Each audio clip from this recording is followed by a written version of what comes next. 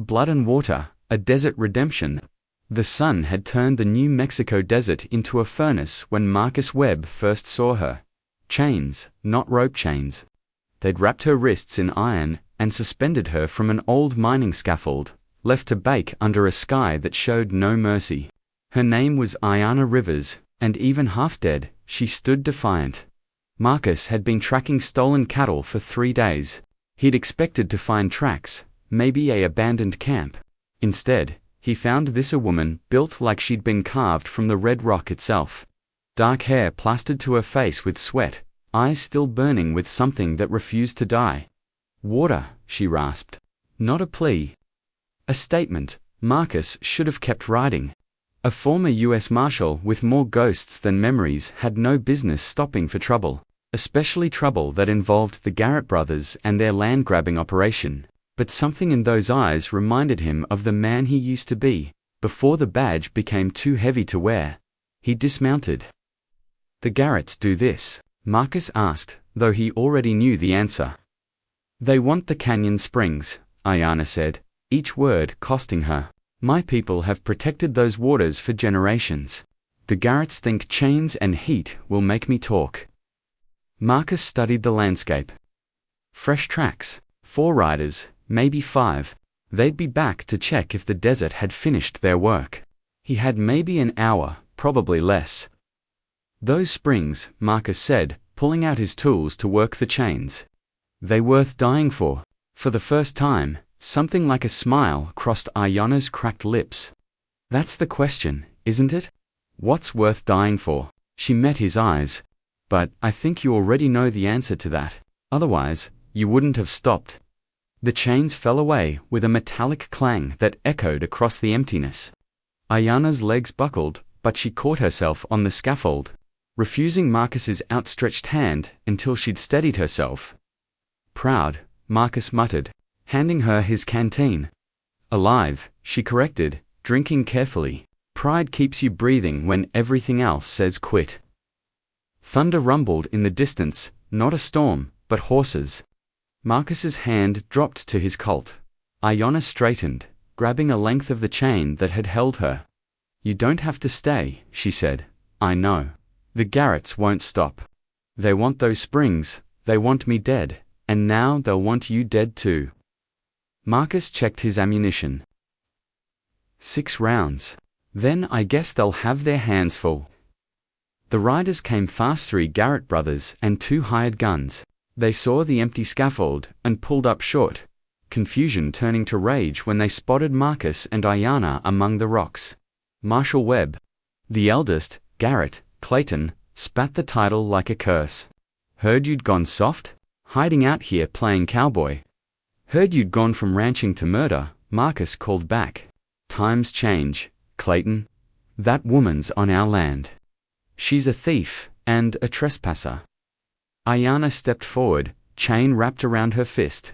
"This land was here before your grandfather's grandfather drew his first breath. You don't own the earth, Clayton. You just walk on it for a while." The shooting started fast and ended faster. Marcus hadn't worn a badge in 5 years, but some skills rust slower than others. 2 hired guns went down before they'd cleared leather. Ayanna moved like flowing water, not fast, but inevitable.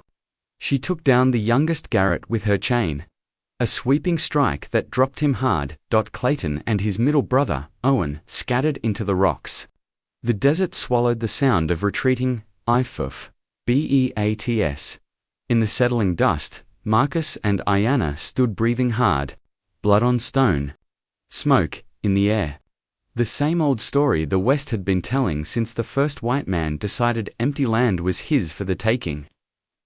"They'll bring more," Ayanna said.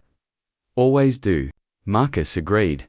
She looked at him, really looked, like she was seeing past the weathered face and tired eyes to something deeper. "Why did you stop?" "Truth now." Marcus was quiet for a long moment. "I spent 20 years putting bad men in the ground. Told myself I was bringing justice. But justice is just a word we use so we can sleep at night." He met her gaze. "I walked away from too many people who needed help because it wasn't my jurisdiction, wasn't my problem. I'm tired of walking away." Ayana nodded slowly. My people have a saying. The warrior who runs from one battle will run from all of them, but the warrior who stands once might learn to stand always. I'm not a warrior. No, she agreed. But you're standing. They made camp in a canyon Ayana knew, where water trickled from ancient stone and shadows offered cool refuge. She showed him how her people survived this land, which plants held moisture. Where to find shade when the sun turned murderous. How to read the desert's moods. The springs the Garretts want, Marcus said, as stars emerged overhead. How important are they really? Everything flows from water, Ayana replied. Control the water, control who lives and who dies. The Garretts want to build an empire. My people just want to survive. She paused. But maybe those are the same thing now. Marcus stared into the small fire between them. I could leave tomorrow. Head north, find honest work somewhere cold and wet. You could, but I won't. I know, you sound certain. Ayana smiled, and this time it reached her eyes. Because you're like this desert, Marcus Webb. Harder than you look, deeper than people think. And once you commit to something, you don't let go. The Garretts returned 3 days later with a dozen men. But this time, Ayana had sent word to her people. The Dine warriors came like ghosts from the canyons. And Marcus stood among them, no longer a marshal, no longer an outsider, but a man who'd chosen his ground and refused to yield it. The battle was brief and brutal. Clayton Garrett fell with an arrow through his shoulder. Owen surrendered when he realized the desert itself was fighting against him. The hired guns scattered like tumbleweeds when the dust settled. Marcus found Ayana tending to the wounded friend and foe alike. It's done, he said. This part, she agreed. But there's always another battle, another group of men who think they can take what doesn't belong to them. Marcus looked out over the desert, the land he'd learned to see through her eyes. Then, I guess I'm staying. Ayana stood, wiping blood from her hands. The canyon springs my people would share them. If someone approached with respect instead of chains. Not everyone learns that lesson. No, she said quietly. But some do. She placed her hand on his arm, a gesture that carried weight beyond touch. You asked, what's worth dying for? But maybe the better question is, what's worth living for? Marcus covered her hand with his. I think I'm starting to figure that out. In the years that followed, Marcus Webb's ranch became a meeting ground, a place where Ayana's people and the settlers who respected the land could trade, talk, and find common ground.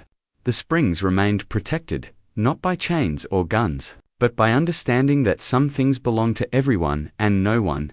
And on quiet evenings, when the desert cooled and stars filled the endless sky, Marcus and Ayana would sit together, to people who'd faced death and chosen life, who'd learned that the strongest foundations aren't built on conquest, but on respect. The West remembers many stories. Stories of gold and glory, of outlaws and lawmen, of land taken and blood spilled. But the stories worth telling are the ones where people looked at the path they were on, recognized it was wrong, and chose to walk a different way. Not because it was easy, but because it was right. What did you think of Marcus and Ayana's story? These are the tales from a time when the West was still being written, when every choice carried weight, and when sometimes the bravest thing a person could do was simply stand their ground for what was right. If this story moved you, let me know in the comments. Press that like button if you want more stories from the untamed frontier, and subscribe to Best Wild West Stories, because every legend starts with someone brave enough to stand. Until next time, ride safe and stand tall.